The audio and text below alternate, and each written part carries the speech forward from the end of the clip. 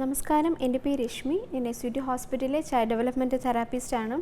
നമുക്കറിയാം, ഈ വരുന്ന April 2 ഓട്ടിസം അവയർനെസ് ഡേ ആയിട്ട് നമ്മൾ ആചരിക്കുന്നുണ്ട് അല്ലേ. അപ്പോൾ ഓട്ടിസം എന്ന് പറയുന്നത് ഒരു ന്യൂറോ ഡെവലപ്മെൻറ്റ് ഡിസോർഡറാണ്. അതൊരു രോഗമായിട്ട് നമുക്ക് കണക്കാക്കപ്പെടുന്നതല്ല.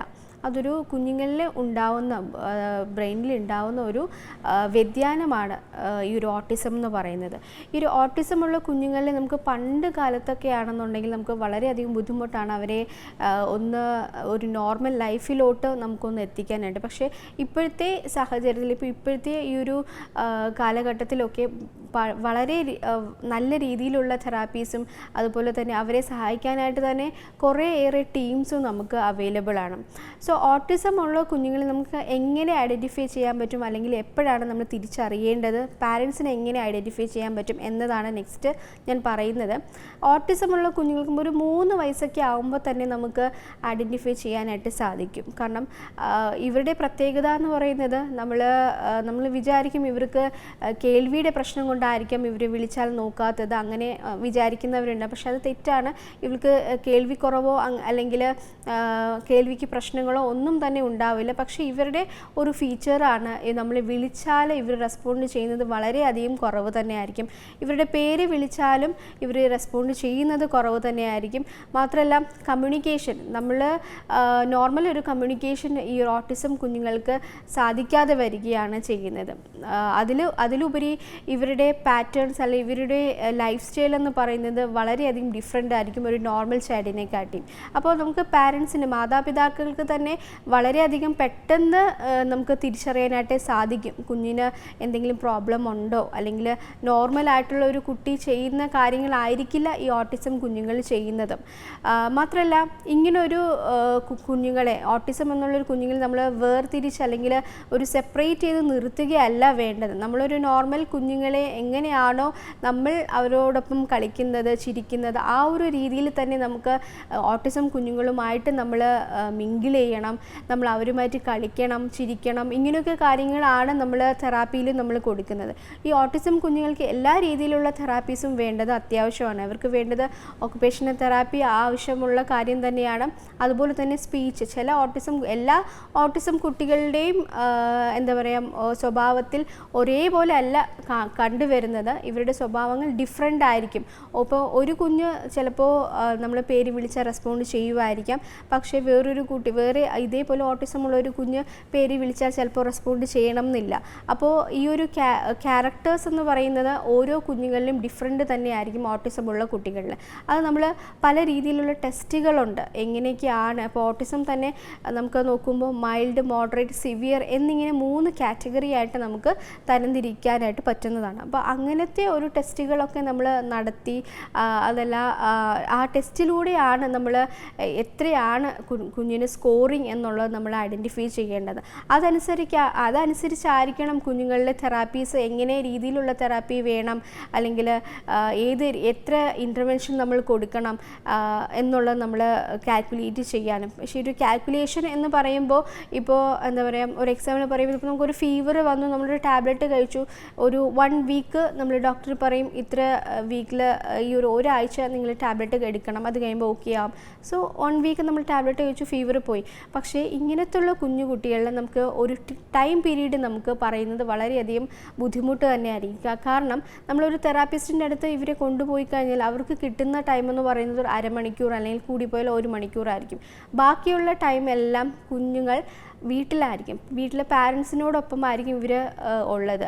സോ പാരൻസ് എങ്ങനെയാണ് ഇവർക്ക് തെറാപ്പി കൊടുക്കുന്നത്, അല്ലെങ്കിൽ ഓരോ കാര്യങ്ങൾ പറഞ്ഞു കൊടുക്കുന്നത്, ആ രീതിയിൽ അനുസരിച്ചായിരിക്കും കുഞ്ഞുമക്കൾക്ക് മാറ്റം വരുന്നത്. മാത്രമല്ല, എല്ലാ കുട്ടികളും ഒരുപോലെ തന്നെ ഗ്രാസ്പിംഗ് ചെയ്ത് എടുക്കാനായിട്ട് പറ്റിയെന്ന് വരില്ല. ഞാൻ പറഞ്ഞ പോലെ ഓരോ കുഞ്ഞുങ്ങളും ഓരോ രീതിയിലായിരിക്കും അവർക്ക് ഈ ഒരു വ്യത്യാസം അല്ലെങ്കിൽ ഈ ഒരു ഇമ്പ്രൂവ്മെൻറ്റ് കണ്ടുവരുന്നത്. പക്ഷേ നമ്മൾ ഓട്ടിസമുള്ള കുഞ്ഞുങ്ങളെ എടുക്കുകയാണെങ്കിൽ ഒരു 3-4 ക്യാരക്ടേഴ്സ് ഞാൻ പെട്ടെന്നൊന്ന് പറയുകയാണ്. ഫസ്റ്റ് നമ്മൾ നോക്കുന്നത് ഐ കോണ്ടാക്റ്റ് ആണ്. ഇവർക്ക് ഐ കോണ്ടാക്റ്റ് വളരെയധികം കുറവായിരിക്കും, നമ്മുടെ മുഖത്ത് നോക്കി സംസാരിക്കുന്നത് വളരെയധികം കുറവായിരിക്കും. സെക്കൻഡ് തിങ് മീൻസ് ചില കുഞ്ഞുങ്ങൾ ബോഡി പാർട്സ്, അതായത് ഏതെങ്കിലും കാലോ കൈയോ അങ്ങനെ ഇങ്ങനെ ചലിപ്പിച്ചുകൊണ്ടിരിക്കും. അപ്പോൾ അങ്ങനത്തെ മൂമെൻറ്റ്സും നമുക്ക് ഈ ഒരു ഓട്ടിസം കുഞ്ഞുങ്ങളുടെ ലക്ഷണമായിട്ട് നമുക്ക് കണ്ടുവരാം. Third one sitting tolerance. ഇവർ അടങ്ങിയിരിക്കുക എന്ന് പറയുന്നത് വളരെയധികം ബുദ്ധിമുട്ടുള്ള കാര്യമായിരിക്കും. ഇവർക്ക് ഒരു സിറ്റിംഗ് ടോളറൻസ് എന്ന് പറയുന്നത് കുറവ് തന്നെയായിരിക്കും. ഫോർത്ത് വൺ എന്ന് പറയുന്നത് ഇവർക്ക് ചിലപ്പോൾ ചില സെൻസറി ഇഷ്യൂസ് വരാനുള്ള ചാൻസസ് ഉണ്ട്. അതായത് ലിക്വിഡ് ഐറ്റംസ് കാണുമ്പോൾ അല്ലെങ്കിൽ ലിക്വിഡ് ഐറ്റംസ് എടുക്കുമ്പോഴോ ഇവർക്ക് ആ ഒരു അറപ്പ് അല്ലെങ്കിൽ അത് ഇഷ്ടമല്ലായ്ക വരാം.